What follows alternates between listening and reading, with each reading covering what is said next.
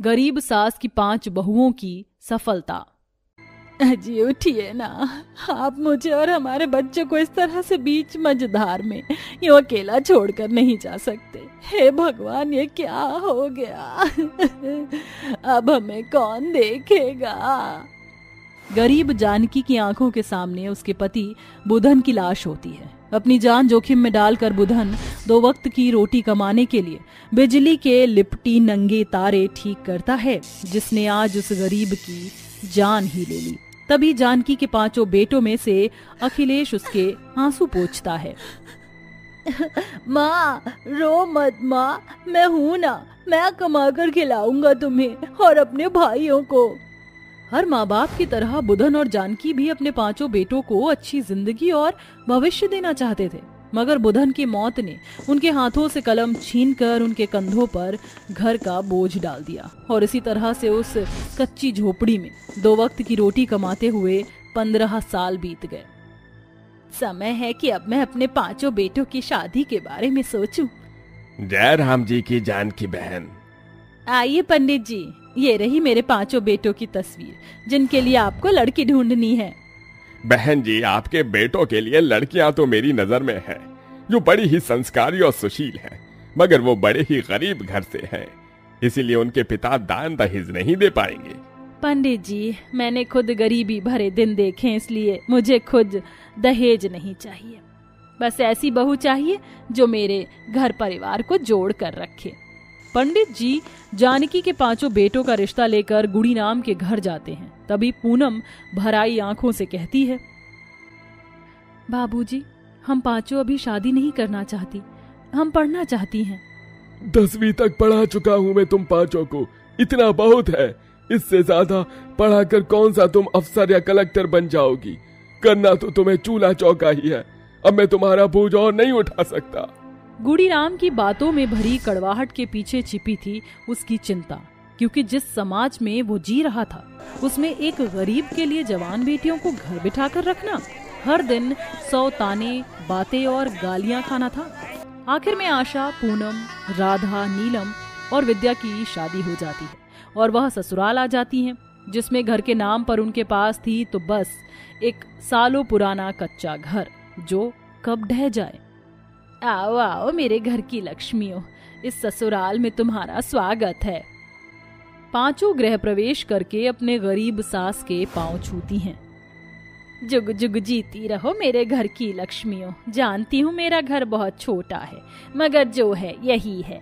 फिर शादी की रात पूनम अखिलेश से कहती है, अखिलेश जी, मैं इतनी जल्दी शादी नहीं करना चाहती थी, मैं पढ़ना चाहती हूँ, मगर सब खत्म हो गया। पूनम, रो मत। तुमने जो सपने देखे हैं उसे मैं पूरा करूंगा। जानती हो पूनम, घर की जरूरत को देखकर हम भाई बहुत छोटी उम्र से कमा रहे हैं। हमारा भी सपना था पढ़ लिख कर कुछ बनने का, मगर मैं चाहता हूं कि तुम पढ़ो। मैं खुद को गिरवी रखकर भी तुम्हें पढ़ाऊंगा, यकीन मानो। ये सुनकर खुशी से पूनम की आंखों से झरझर आंसू गिरने लगते हैं। वह अपने पति के गले से लग जाती है। अगले दिन अखिलेश जानकी को ये बताता है, माँ, बिंदिया भी पढ़ना चाहती है और शिक्षक बनना चाहती है। अरे ये तो बहुत अच्छी बात है कि मेरी बहुएं पढ़ने की और जीवन में कुछ करने की इच्छा रखती हैं। बहू, आज से तुम पढ़ो, खूब पढ़ो। मगर माँ जी, हमारी पढ़ाई में लाखों रुपए लगेंगे। इस गरीबी में हमारे पति 2 वक्त की रोटी इतनी मुश्किल से कमाते हैं। पढ़ाई के लिए इतने पैसे कहाँ से आएंगे? बहू, मैं और मेरे 5 बेटे मेहनत करेंगे, तुम जीवन में सफल हो सको, ताकि कल को जब लोग तुम्हें देखें तो कहें, वो देखो, गरीब जानकी की अफसर कलेक्टर बहू जा रही है। अगले दिन जानकी की 5 बहुएं 10वीं के बाद की पढ़ाई के लिए दाखिला लेती हैं और मन लगाकर पढ़ती हैं, मगर ऐसे में कई दिनों तक उनके पास इतने भी पैसे नहीं होते कि वह 2 वक्त का खाना खा सकें। कई रोज वह नमक पानी पीकर सोते हैं। पैसे के बलबूते पर जहां अमीर सफल पर सफल होते चले जाते हैं, वहीं एक गरीब को भूख की आग में तपना पड़ता है। समय बीतता है और 2 साल बाद वह 12वीं पूरी करती हैं। पूनम दीदी, अब तो हम 5 बहुओं ने 12वीं कर ली, मगर आगे कॉलेज की फीस भरने के लिए एक जन की फीस 10,000 है। मतलब हम 5 की फीस 50,000 रुपए। इतने पैसे कहाँ से आएंगे? क्यों ना हम तीनों घर में कोई छोटा मोटा काम कर लें। अभी तो हमने सिर्फ अपनी सफलता की पहली सीढ़ी पार की है, अब हम पांचों को अपने पति और अपनी गरीब सास के साथ कुछ करना होगा। पैसे जोड़ने के लिए विद्या घर में ट्यूशन देने लगती है। पूनम और राधा घर की जिम्मेदारियां देखती हैं और आशा नीलम नौकरी पर लग जाती हैं। पूनम बहू, राधा बहू, मैं कोटा जा रही हूँ, गेहूं चावल मिलने वाला है। रुकिए माँ जी, राशन हम दोनों ले आते हैं, पहले ही आप हम बहू की पढ़ाई लिखाई का बोझ उठा रही हैं। पूनम बहू, तुम पांचों को पढ़ना लिखना तुम्हारी इस गरीब सास के लिए बोझ नहीं बल्कि खुशी है। जानती है बहू, एक गरीब से ना लोग उसका सब कुछ छीन सकते हैं, बस एक विद्या ही ऐसी चीज है जो उनसे कोई नहीं छीन सकता। तुम्हारे ससुर जी के जाने के बाद मैंने बहुत दुख देखे हैं। अगर पढ़ी लिखी होती तो खुद कोई काम करके अपने पांचों बेटों को पढ़ाती लिखाती और उन्हें पालती पोसती, तो आज मुझ गरीब माँ के बेटे मजदूर ना होते, बल्कि वो भी कलम की कमाई खा रहे होते। ये कहते कहते जानकी की आंखों से झरझर आंसू गिरने लगते हैं, जिसके बाद उसकी दोनों बहू उसके साथ जाकर कोटे से गेहूं चावल लाकर अपने हाथों से चक्की में उसे पीसती हैं।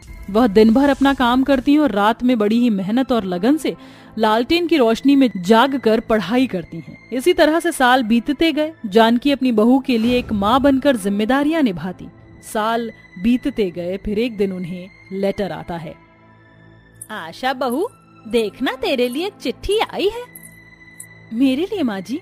जैसे ही आशा वह चिट्ठी खोलकर पढ़ती है, उसकी आंखों में आंसू भर आते हैं। क्या हुआ?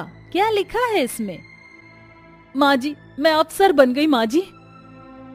आशा अपनी सास के पैर छूती है और पहली पोस्टिंग के लिए चली जाती है। जानकी की बाकी चारों बहू भी अपनी मेहनत में लगी होती हैं। पूनम तड़के भोर 4 बजे से ही दौड़ लगाती, विद्या नेट की परीक्षाएं देती और नीलम लॉ पढ़ती। वहीं राधा कलेक्टर की पढ़ाई करती और आखिरकार उनकी मेहनत से उन पांचों को अपनी मंजिल मिलती है और पांचों एक साथ लौटती हैं। पूनम पुलिस की खाकी वर्दी में, वहीं नीलम वकील के काले कोट में, विद्या शिक्षक के रूप में और राधा और आशा अफसर और कलेक्टर बनकर बहुत से तोहफे लेकर लौटती हैं। प्रणाम माँ जी, कैसी हैं आप? मेरे घर की लक्ष्मियां लौट आई। तुम पांचों की सफलता देखकर आज मैं बहुत खुश हूँ। माँ जी, आपने और हमारे पति ने हमारे लिए जो कुछ भी किया है, उसके लिए हमारे पास कोई शब्द नहीं जो हम कह सके, मगर ये तोहफा आप सभी के लिए। जैसे ही जानकी डब्बा खोलती है, उसमें बड़ी महंगी साड़ी होती है। माँ जी, कैसी लगी ये साड़ी? बहुत बहुत अच्छी है।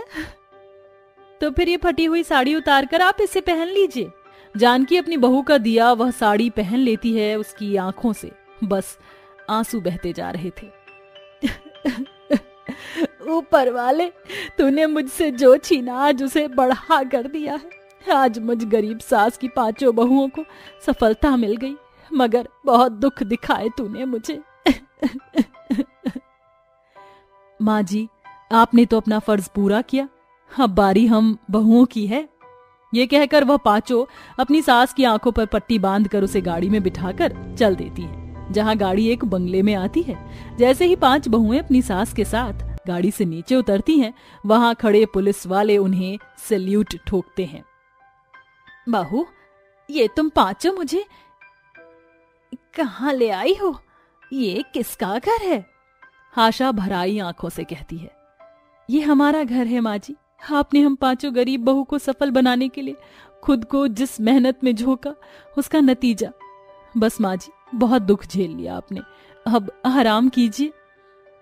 अखिलेश जी, मोहन भैया, अब आप चारों भी मजदूरी का काम नहीं करेंगे। आपने हमारी अधूरी सपनों को पूरा किया है। हम गरीब हुए इस सफलता की जिस सीढ़ी पर खड़े हैं, वो आपके और सासू माँ की वजह से ही है। इसके बाद वह पांचों पैसे लगाकर अपने पतियों का भी व्यापार खुलवाती हैं। आज जो कोई जानकी के पांचों सफल बहुओं को देखता है, वह उसकी खूब प्रशंसा करता है। ये उनकी मेहनत और लगन ही थी जिसने एक गरीब सास की बहुओं को इतना सफल बनाया था। विवेक, देखो ना, देवर जी के सर पर ये दूल्हे का सेहरा कितना सज रहा है, कितने सुंदर लग रहे हैं। तारा, सारा प्यार अपने देवर पर अभी लुटा दोगी? बारात निकलने को तैयार खड़ी है। इतने में तारा की आंखें भीग जाती हैं। बस हम देवर भाभी के बीच का ये प्यार आज भर के लिए ही तो है, कम से कम मुझ भाभी को अपनी प्यारे इकलौते देवर से एक आखिरी बार लाड तो लड़ा लेने दो। कल से तो देवर जी कविता की सुनेंगे। ऐसा कभी नहीं होगा भाभी, आप और भैया मेरे लिए मेरे भगवान हैं। यही तो सुनना था मुझे देवर जी। असल में तारा अपने देवर से यही सुनने के लिए मक्खन लगा रही थी। इसके बाद कविता से चंदन की शादी हो जाती है और देवरानी बनकर वो ससुराल आती है। हाओ देवरानी जी, तुम्हारा स्वागत है। कलश को गिराकर गृह प्रवेश करो। गृह प्रवेश करके कविता चंदन के साथ कमरे में चली जाती है। कविता, तुम्हें तो पता है पिछले 5 साल पहले ही माँ बाबूजी चले गए। भाभी भैया मेरे लिए भगवान के जैसे हैं, मैं उन्हें पूजता हूँ। चंदन जी, मैं आपसे कुछ कहना चाहती हूँ।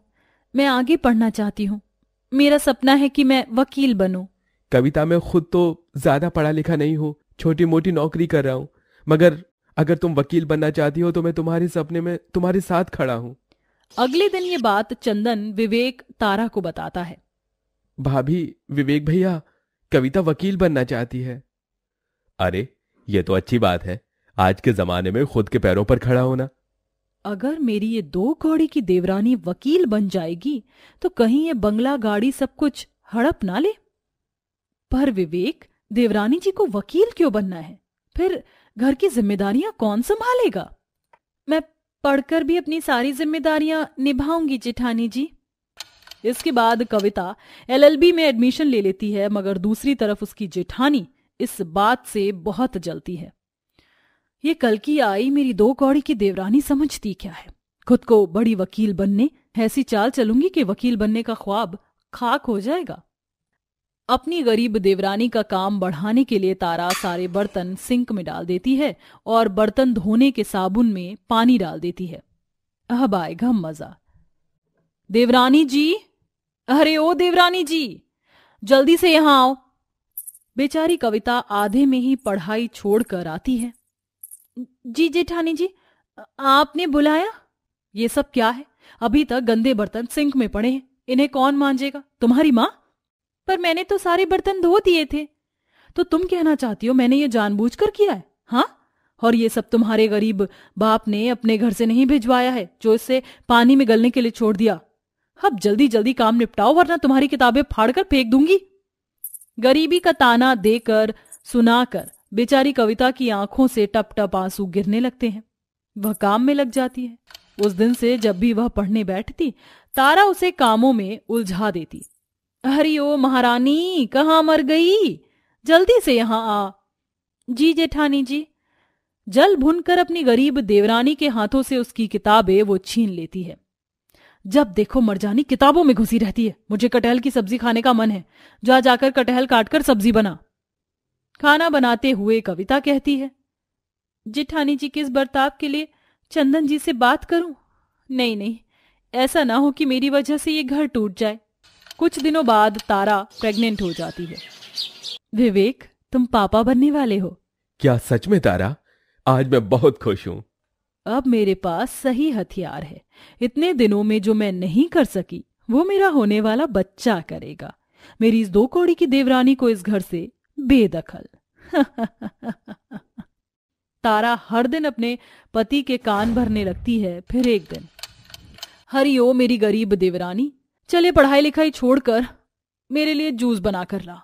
भाभी, दिन भर तो आप बेचारी कविता से काम करवाती हैं, वो पढ़ेगी कब? तभी तारा अपने पति विवेक के आगे झूठ मूठ में रोती है। देख लो जी देवर को, मैंने अपने बेटे की तरह माँ जी बाबू जी के जाने के बाद छाती से लगाकर पाला। वो आज कितना बदल गया। क्यों रे चंदन, एक तो तू खुद कमाता धमाता है नहीं, दोनों मियाँ बीवी मेरे टुकड़ों पर पल रहे हो। निकल जाओ इस घर से। इस घर की एक एक ईंट मैंने अपने पैसों से लगाई है, मैंने खड़ा किया है ये घर। चंदन रोते हुए कविता के साथ घर से निकल जाता है और बाहर एक झोपड़ी डालकर रहने लगता है। चंदन जी, मुझे नहीं बनना वकील। अब मेरा सपना नहीं रह गया। अब से मेरी जिंदगी आप पर शुरू और आप पर खत्म है। नहीं कविता, मैं चाहता हूं कि तुम वकील बनो। देखो कविता, कल तक मैं एक हरे भरे बड़े पेड़ की टहनी था जो कि आज उससे कट चुका हूं, छट चुका हूं। अब मेरा वजूद एक गरीब का है। मगर मैं तुमसे वादा करता हूँ मैं खूब मेहनत करूंगा, चाहे मुझे अपने आप को गिरवी भी रखना पड़े तो भी मैं तुम्हारे सपने को पूरा करूंगा। तुम बस पढ़ाई करो। ये सुनकर कविता फूट फूट कर रोने लगती है और पढ़ती है। वहीं चंदन 2 वक्त की रोटी कमाने के लिए गरीब मजदूरों के बीच ईटा भट्टी में काम करता, तो कभी कोयले के खदान में, जिसके चलते उसके कंधे रोज जख्म से छिल जाते। अजी बस आपको इतना दुख तकलीफ देकर मैं अपना वकील बनने का सपना पूरा नहीं कर सकती। कविता अपने पति को वो काम करने से तो मना कर देती है, पर खुद हिम्मत नहीं हारती और दर्जी का काम शुरू कर देती है। वह दिन भर लोगों के कपड़े सीती, रात में अपनी झोपड़ी के बाहर रोड पर लगे लाइट की रोशनी में पढ़ती। वहीं उसकी अमीर जेठानी की जिंदगी ऐश भरी बीतती। कविता अपनी परीक्षा तो देती मगर वह फेल हो जाती। उसकी जेठानी उस पर खूब हंसती। हो गया सपना पूरा, बन गई वकील, मेरी गरीब देवरानी। अपनी औकात से बाहर सपने देखोगे तो यही होगा ना। एक गरीब को सपने अपनी औकात के हिसाब से देखने चाहिए थे। तुम दोनों की जिंदगी ना इस झोपड़ी में ही बीत जाएगी। तारा के दिए ताने कविता के हौसले को तोड़ने की जगह और मजबूत कर देते हैं। वह फिर से पढ़ाई करके परीक्षा देती है, जिसके बाद वह पास हो जाती है। मगर जिंदगी कब किसे बुरा वक्त दिखा देती है ये कोई नहीं जानता। अचानक से तारा के पति विवेक के बिजनेस पर एक बड़ा स्कैम लगता है। पुलिस उसे गिरफ्तार कर लेती है। इंस्पेक्टर, मेरे पति ने क्या किया है? क्यों बंद किया है इन्हें? घूसखोरी की कमाई खाता है, ये स्मगलिंग के धंधे चलाता है। नहीं नहीं, ये सब झूठ है। मैं आपको यकीन दिलाती हूँ ये बेकसूर हैं। मैडम, सफाई देने से काम नहीं चलने वाला।